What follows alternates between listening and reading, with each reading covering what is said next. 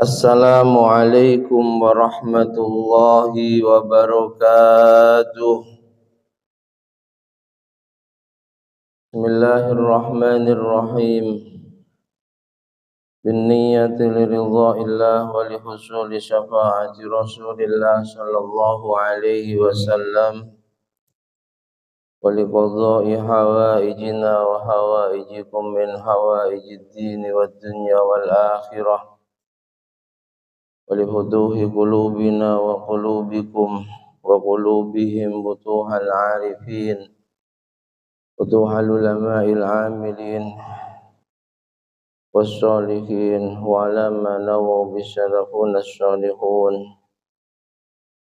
وإلى حضرة النبي المصطفى سيدنا مولانا محمد صلى الله عليه وسلم وعلى آله وأصحابه أجمعين إلى حضرة سلطان العارفين سيدنا الشيخ عبد القادر الجيلاني رضي الله عنه وسيدنا الشيخ عبد الحسن علي الشاذلي رضي الله عنه إلى حضرة جميع مشايخنا ومشايخ مشايخنا الأحياء منهم والأموات خاصة حضرة مكي علي جدي عبد الحميد جد الإسحاق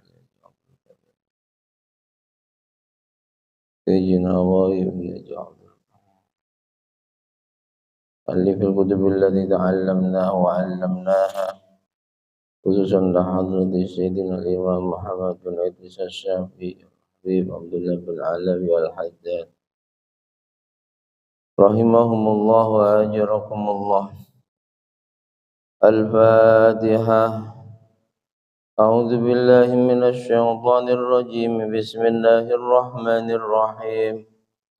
الحمد لله رب العالمين الرحمن الرحيم مالك يوم الدين إياك نعبد وإياك نستعين اهدنا الصراط المستقيم صراط الذين أنعمت عليهم غير المغضوب عليهم ولا الضالين.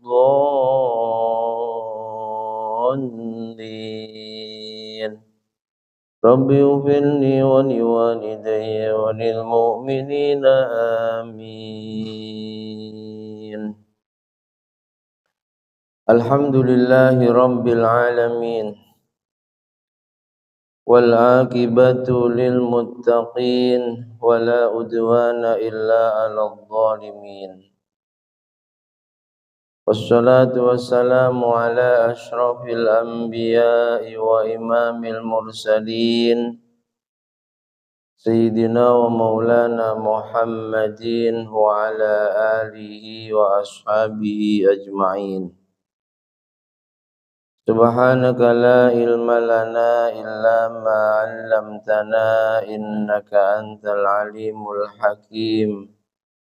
Rabbi shrah li sadri wa yassir li amri wahlul 'uqdatam min lisani yafqahu qawli amin. Amma ba'd. Yang sangat kami hormati, kami muliakan segenap jajaran pengurus dan Dewan Kemakmuran Masjid Darussalam Perumahan Kurnia Jaya Alam.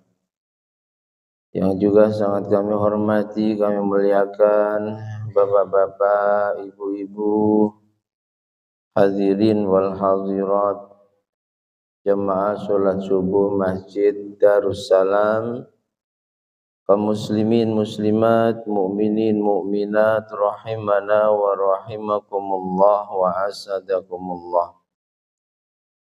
Alhamdulillahi rabbil alamin. Mari senantiasa kita panjatkan kehadirat Allah Subhanahu wa taala yang sungguh hanya karena limpahan rahmat, nikmat, taufik, hidayah serta inayahnya lah kembali kita bisa menjaga keistiqomahan kita melaksanakan sholat fardu subuh secara berjamaah di dilanjutkan dengan duduk di majelis ilmu setelah sholat fardu berjamaah.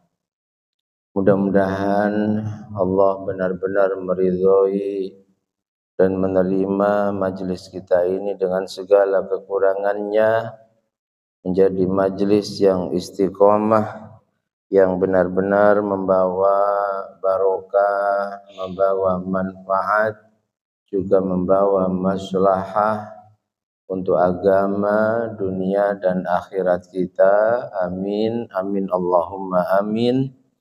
Sholawat salam semoga senantiasa tercurah limpahkan keharibaan beliau junjungan alam, sang pembawa pelita Islam, Nabi Agung Muhammad sallallahu alaihi wasallam, dengan ucapan doa Allahumma sholli wa sallim ala sayyidina Muhammad wa ala ali sayyidina Muhammad.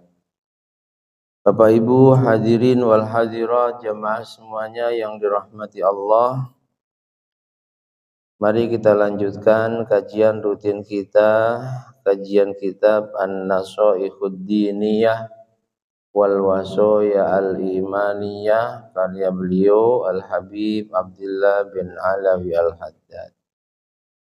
Pembahasan masih tentang amar ma'ruf nahi mungkar. Bismillahirrahmanirrahim. Qala al-muallif rahimahullahu ta'ala wa nafa'ana bihi wa bi ulumihi wa bi asrarihi wa bi anwarihi fid dharaini amin. Wal qiyamu bidzalik ani al-amra wan nahya la budda minhu wala rukhsata fi tarkih. Melaksanakan amar ma'ruf nahi mungkar.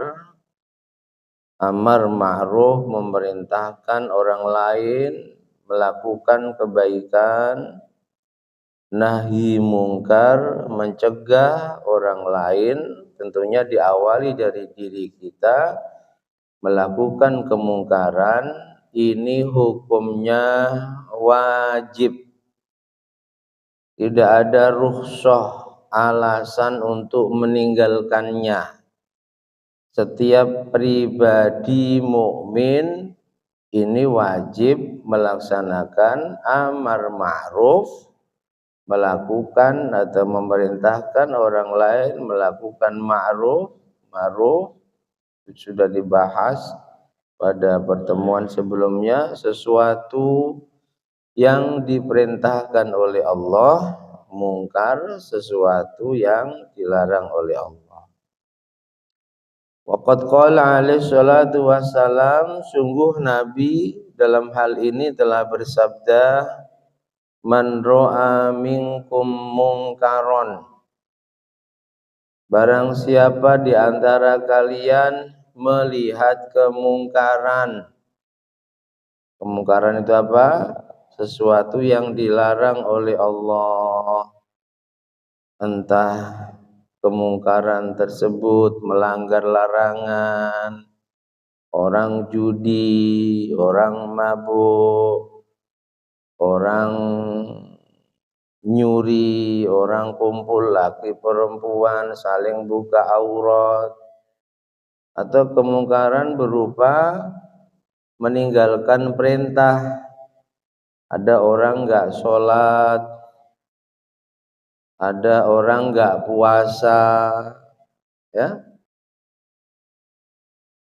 Nabi perintahkan salah satu di antara kalian melihat kemungkaran, fal yughayyirhu biyadi, maka wajib merubah kemungkaran itu biyadi, dengan tangannya, dengan kekuasaannya. Semisal yang melakukan kemungkaran tidak sholat anak kita, kita wajib merubahnya dengan kekuatan kita, karena kita mampu. Wajib benar-benar kita perintahkan sholat. Jika perlu kita awasi setiap sholatnya. Jangan sampai hanya percaya anak kita mengatakan, ayah kami sudah sholat. Anak kita melakukan kemungkaran berupa minum khamr, semisal mabuk. Ada info datang sampai ke kita, anak kita suka mabuk. Kita wajib merubah kemungkaran itu dengan kemampuan kita, dengan kekuatan kita, karena kita mampu, itu anak kita. Kalau kemungkaran itu dilakukan oleh orang banyak, secara pribadi kita nggak mampu, maka yang berkewajiban merubah kemungkaran tersebut orang-orang yang mampu. Mungkin kalau di lingkungan RT, ya Pak RT dan pengurusnya wajib, jangan sampai didiamkan. Di lingkungan yang agak besar, desa, Pak Lurah dan pengurusnya. Di lingkungan kecamatan wajib, kalau sampai tidak merubah kemungkaran itu, sementara dia mampu dengan jabatan dan kekuasaannya, berdosa besar. Jadi ketika seseorang mampu merubah kemungkaran dengan kekuasaannya, dengan kekuatannya, tidak boleh merubah kemungkaran itu dengan cara lain. Sebab urutannya, barang siapa di antara kalian melihat kemungkaran, maka hendaklah ia merubah kemungkaran tersebut pertama biyadi, dengan tangannya, dengan kekuatannya. Fa illam yastati, maka jika enggak mampu merubah kemungkaran itu dengan kekuatannya, baru fabilisani, dengan lesannya. Terkhusus para penceramah, para mubalik harus berani menyuarakan kebenaran. Ketika mungkin di daerahnya ada orang bermaksiat berjamaah, karena mungkin saking banyaknya mereka dan juga di backup oleh aparat semisal, kita nggak mungkin merubah dengan kekuatan kita sebab resikonya besar, maka harus berani menyampaikan dengan lesan. Lah kalau yang melakukan kemungkaran anak kita kan, kita mampu, anak kita nggak puasa semisal, kita mampu merubah dengan kekuatan kita. Kita awasi benar puasanya. Kalau orang lain dan dianggap tidak mampu itu, ketika kita menyampaikan amar ma'ruf, ada resiko yang tidak baik untuk diri kita, keluarga kita, maka kita tetap harus merubah kemungkaran itu dengan lesan kita. Urutannya, selama masih mampu dengan kekuatan, tidak boleh amar ma'rufnya dengan lesan. Sebab redaksi hadisnya menggunakan fa. Ini dikaji oleh para ulama. Fa itu faedahnya litartib, harus urut. Bukan menggunakan wa illam yastati, dan. Kalau dan ini boleh milih. Tapi kalau fa harus urut. Selama mampu dengan kekuatan, tak boleh merubah kemungkaran dengan ucapan. Fa illam yastati bilisani, fa illam yastati, jika tak mampu merubah kemungkaran itu dengan lesan, fa bilisan, fa biqalbi, fa illam yastati fa bilisani, fa illam yastati fa biqalbi, dengan hati. Hati harus ingkar. Jangan sampai ada kemungkaran di sekitar kita, kita melihat dengan benar kemungkaran itu. Semisal orang melakukan hal terlarang dengan terang-terangan di depan kita, jangan sampai hati kita ridho. Apalagi menonton sambil menikmati. Minimal hati tidak senang, hati tidak ridha. Wadzalika dhaful iman, dan merubah kemungkaran dengan hati, kata Rasulullah, itu adalah iman yang paling lemah. Kalau sampai ada kemungkaran dengan kekuatan kita nggak mampu, karena kemungkaran dilakukan secara berjamaah dengan ucapan, kita pun mikir resiko, karena sudah terkenal gerombolan itu kalau sedang marah bisa datang bersama rombongannya lalu ngamuk. Mungkin rumah kita bisa menjadi korban, bahkan istri anak-anak kita dibawa ancaman, itu resiko. Maka kita dianggap tidak mampu dengan kekuatan. Dengan lisan juga terkenal, gerombolan itu kalau tersinggung sedikit pasti ada resiko yang kita tanggung, atau resiko untuk keluarga kita. Minimal dengan apa? Dengan hati. Minimal dengan hati. Maksudnya merubah kemungkaran dengan hati itu apa? Jangan ridho, jangan setuju, ingkar. Jangan malah ikut nimbrung. Ya, meskipun kita tidak ikut mabuk, meskipun kita tidak ikut judi, malah ikut nimbrung di situ, diingatkan. Yang penting kan saya nggak ikut judi. Ridho bisyai', ridho dengan sesuatu, berarti dia pun ridho bima yatawalladu minhu, dengan apapun yang keluar dari sesuatu itu. Ridho adanya kemungkaran, berarti kita sama dengan melakukan kemungkaran. A'udzubillahi min, makanya minimal hati tidak ridho, hati ingkar, dan itu iman yang terlemah. Wa fi riwayatin ukhra, sampai Nabi katakan walaisa wara'a dzalik, yakni al-inkar bil qalbi minal iman misqalu dzarrah. Kalau sampai orang melihat kemungkaran hatinya enggak ingkar, maka sungguh dia tidak punya keimanan meskipun hanya sebobot dzarrah. Dzarrah arti umumnya sebiji sawit. Saking kecilnya, bahkan dzarrah ada yang memaknai sesuatu yang tidak bisa dilihat, bisanya dengan menggunakan alat tertentu. Molekul apa atom itu namanya, saking nggak ada bobotnya. Jadi minimal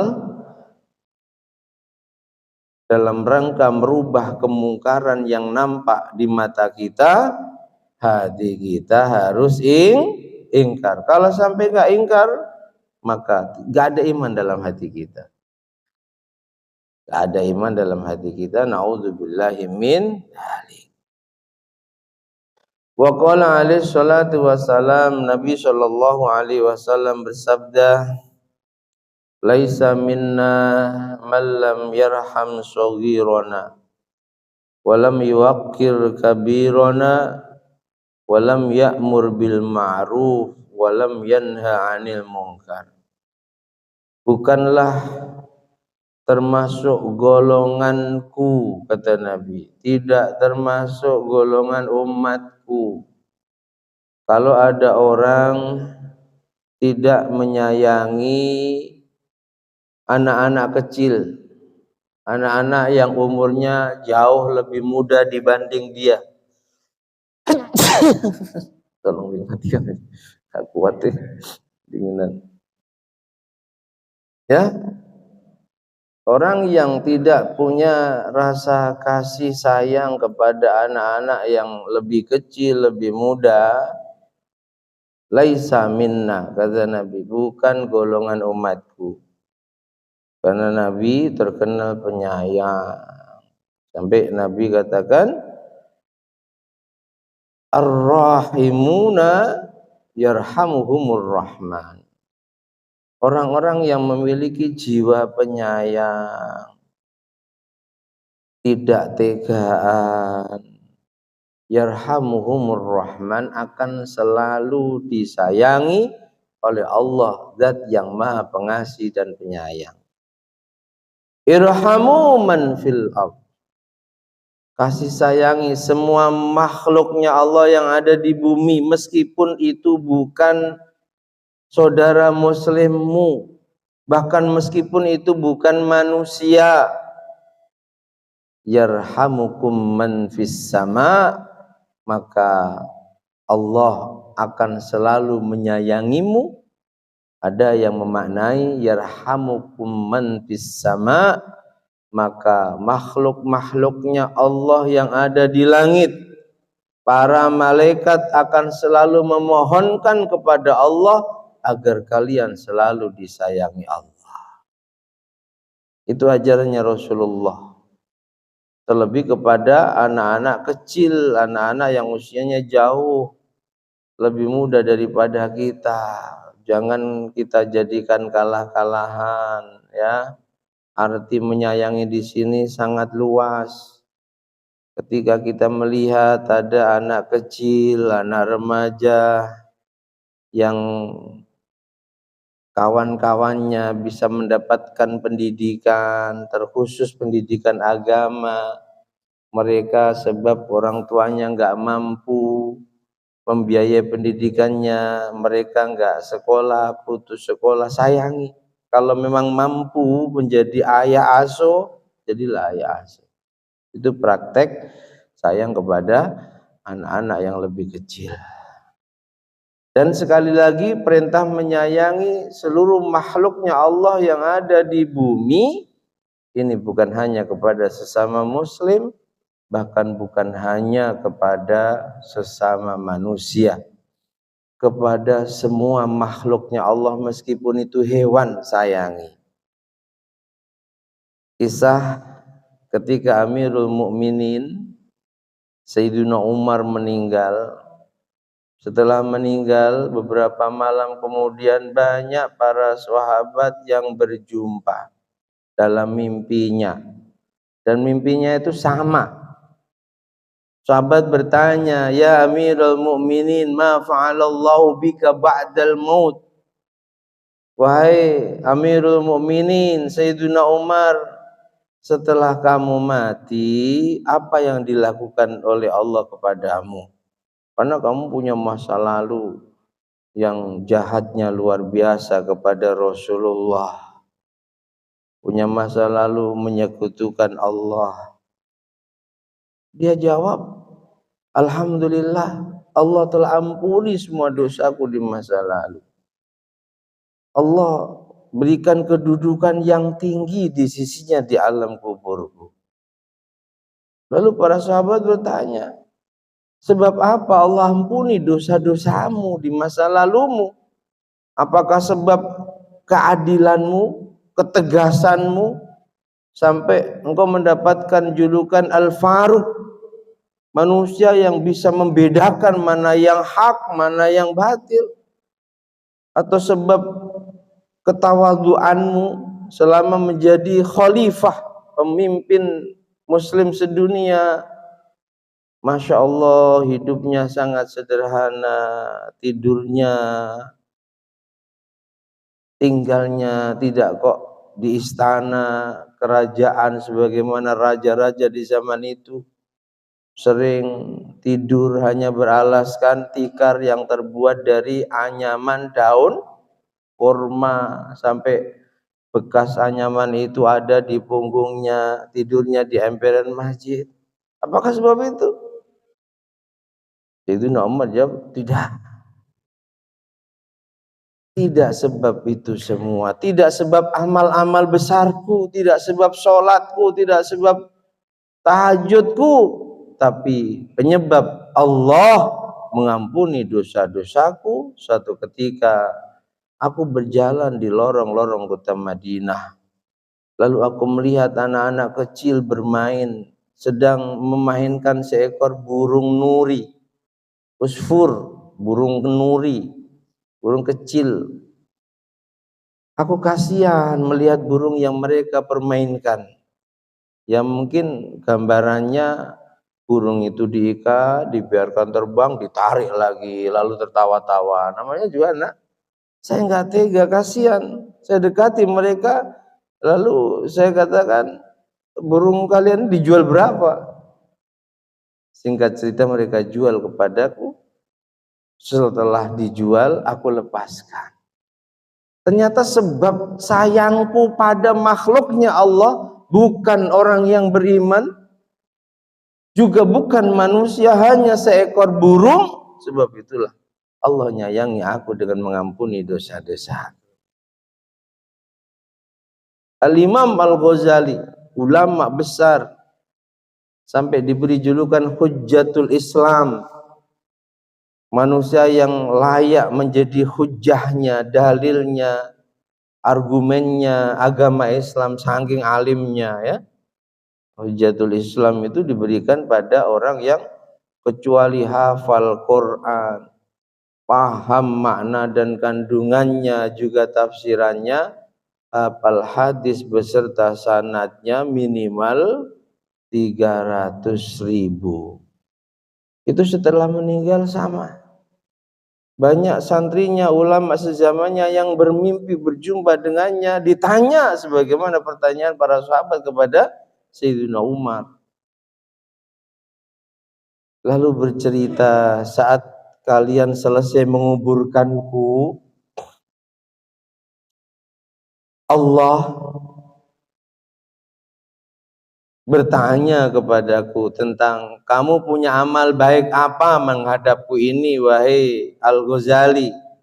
Ini cerita ada di kitab Nashwaihul Ibad ya, di awal-awal bab hadis tentang Ar-Rahimuna. Itu yang diceritakan kisahnya Imam Al-Ghazali. Aku sebutkan semua kebaikanku, sholatku, puasaku, karangan kitabku, ngajiku. Ternyata Allah jawab, hei Muhammad, namanya kan Muhammad ya, Abi Hamid, dia punya anak namanya Hamid, nama dia sendiri Muhammad bin Muhammad, ayahnya juga Muhammad, kakeknya juga Muhammad. Abi Hamid Muhammad bin Muhammad Al-Ghazali At-Tusi. Aku sebutkan semua amal-amal baikku, ibadahku, ngajarku, karangan kitabku. Ternyata Allah jawab, semuanya tidak ada yang aku terima. Dari amalmu yang aku terima, wahai Muhammad, itu adalah ketika kamu sedang asik ngarang kitab. Zaman dulu belum ada pena-pena yang secanggih sekarang ya. Ngarang kitabnya pakai pen tutul ya. Jadi ada tinta, lalu nanti kalau mau nulis ditutulkan nulis. Ini kalau di Lirboyo masih ada, karena kekuatan kualitas pen tutul itu jauh sekali. Puluhan tahun tulisan kita di pondok itu nggak akan hilang. Kamu pernah ngarang kitab, di tengah ngarang kamu lihat ada lalat yang hinggap di tempat tintamu, nampak kehausan, lalu minum bersama kawan-kawannya. Akhirnya sebab kamu nggak tega ngusir lalat itu, kamu rela menghentikan menulismu, membiarkan makhlukku lalat yang sedang lapar, sedang haus minum tintamu. Sebab sayangmu pada makhlukku itulah, wahai Muhammad, aku ampuni semua dosamu dan aku angkat derajatmu sekarang. Masya Allah. Ini Imam Ghazali. Itu saja ternyata amalnya yang demikian banyak gak diterima oleh Allah. Apalagi kita sudah amalnya sedikit, yang sedikit itu pun jauh dari berkualitas.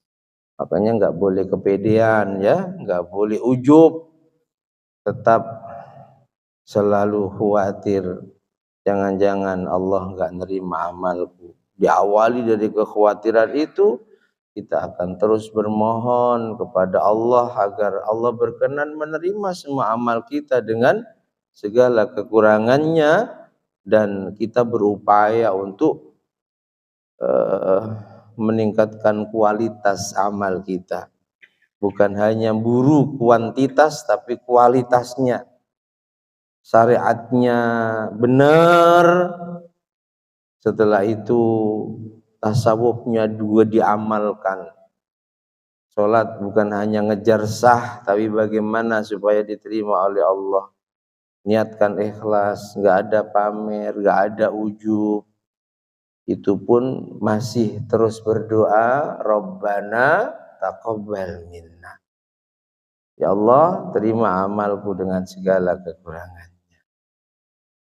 Ini keutamaan orang yang punya jiwa penyayang kepada seluruh makhluknya Allah. Terlebih kepada orang-orang yang usianya jauh lebih muda, lebih kecil dari kita. Jangan malah kita masa bodoh, nggak ada kepedulian, ya. Situ-situlah, saya ngurus anak aku sendiri saja. Nabi katakan laisa minna, orang yang seperti itu bukan golonganku. Walam yuwakkir kabirona, dan bukan golongan umatku juga orang yang tidak punya rasa hormat, rasa memuliakan kepada orang-orang yang lebih tua. Tua bisa dilihat dari sisi umur, tua bisa dilihat dari sisi ketakwaan. Masih muda sebenarnya tapi takwanya jauh dibanding ketakwaan kita. Tua bisa dilihat dari sisi ilmu yang diamalkannya. Meskipun usianya seanak kita, tapi dia alim, mengamalkan ilmunya, perilakunya, ucapannya sesuai dengan ilmu yang dimilikinya. Itu adalah orang tua bagi kita.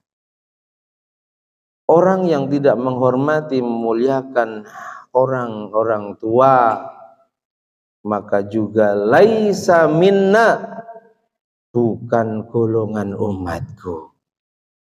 A'udzubillahi min. Lah kalau bukan tidak diakui oleh Rasulullah sebagai umatnya, kita menjadi umatnya siapa? Sementara kelak di hari kiamat seluruh manusia mulai zamannya Nabi Adam itu berharap diakui Rasulullah sebagai umatnya. Sungguh sangat rugi, sangat celaka kalau ada orang yang ditakdirkan oleh Allah menjadi umatnya Rasulullah tapi tidak diakui oleh Rasulullah sebagai umatnya. Na'udzubillahi min. Kemudian dalam redaksi ini, riwayat ini, dan juga bukan golongan umatku malam ya'mur bil ma'ruf walam yanha 'anil munkar. Mereka yang tidak pernah mau amar ma'ruf nahi mungkar. Mereka ngurus dirinya sendiri, yang penting dirinya, keluarganya aman. Ada kemungkaran di depan matanya, sebenarnya dia mampu merubahnya dengan kekuatannya, dengan tegurannya. Dia diam 1000 bahasa. Gak mau ada kepedulian ketika melihat kemungkaran di depannya. Orang yang seperti ini sebenarnya mampu dia merubah kemungkaran yang ada di depannya. Dia juga mampu mengajak orang lain melakukan kebaikan. Yuk sholat, masa nggak mampu sih? Ngaji yuk, jamaah yuk, pasti mampu. Masalah yang kita ajak mau atau tidak, itu sudah bukan urusan kita. Tugas kita menyampaikan kebaikan. Beruntunglah mereka yang ketika ada orang mengajak melakukan kebaikan padanya, dia menerimanya. Karena itu pertanda Allah sayang pada dia. Allah kasih hidayah, terbuka hatinya mau menerima. Dan sungguh celaka kalau ada orang diajak melakukan kebenaran, malah kecuali nggak nerima, dia tersinggung dan lain sebagainya. Itulah orang-orang yang tidak beriman di zamannya Rasulullah. Rasul mengajak mereka beriman, mereka enggak mau. Rasul mengajak mereka melakukan kebaikan, mereka enggak mau. Malah bencinya setengah mati pada Rasulullah. Berupaya melakukan kejahatan, keburukan, kezaliman kepada Rasulullah. Naudzubillah.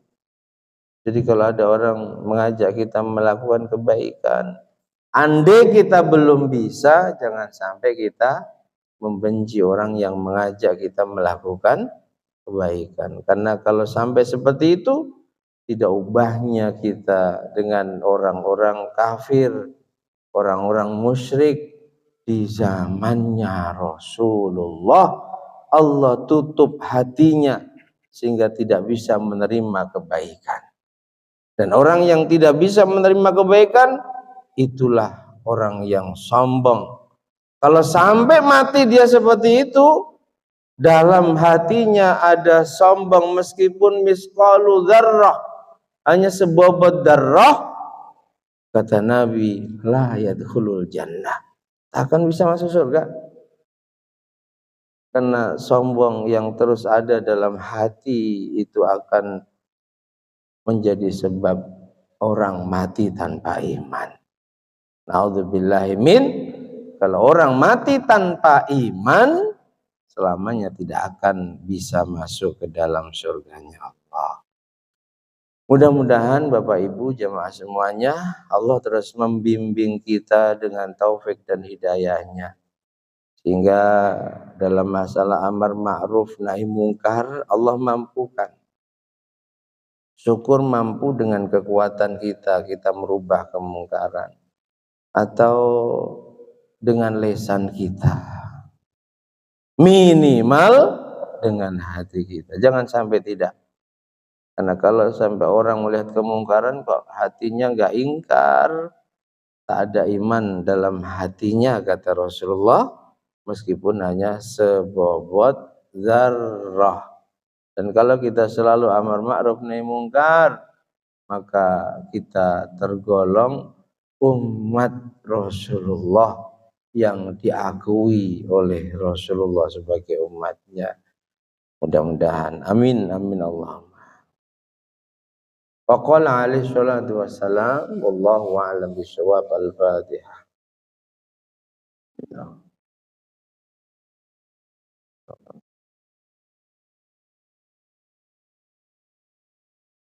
Bismillahirrahmanirrahim. Alhamdulillahi rabbil alamin. Allahumma salli wa sallim ala sayyidina Muhammad wa ali sayyidina Muhammad. Allahumma ya Allah, ij'al jam'ana hadha jam'an marhuma, waj'al tafarruqana min ba'dihi tafarruqan ma'suma. Allahumma anfa'na ma 'allamtana wa 'allimna ma yanfa'una, zidna ilman nafi'a wa amalan shaliha. Allahumma arinal haqqa haqqa warzuqna ittiba'ah, wa arinal batila batila warzuqna ijtinabah. Allahumma ja'alna min ahlil istiqamah. Allahumma ja'alna min ahlil istiqamah warzuqna husnal khatimah. Wasi'alina rizqana ya Allah, wa'adif alaina khalqaka birahmatika ya arhamar rahimin. Rabbana taqabbal minna innaka antas samiul alim. Sallallahu ala sayyidina Muhammad wa alihi wa sahbihi wa sallam. Alhamdulillahi rabbil alamin. Bismillahirrahmanirrahim. Wal 'asri innal insana lafi khusrin illa alladzina amanu wa 'amilus solihati wa tawassaw bil haqqi wa tawassaw bis sabr.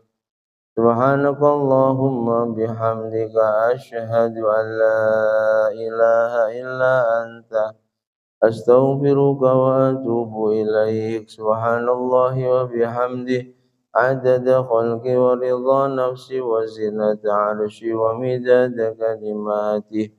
Subhanallahi wa bihamdihi adada khalqi wa ridha nafsi wa zinata arshi wa midada kalimati. Subhanallahi wa bihamdihi عدد خلقي ورضا نفسي وزنة عرشي ومداد كلماتي سبحان الله والحمد لله ولا إله إلا الله والله أكبر ولا حول ولا قوة إلا بالله العلي العظيم عدد ما علم الله وزنة ما علم الله وملء ما علم الله.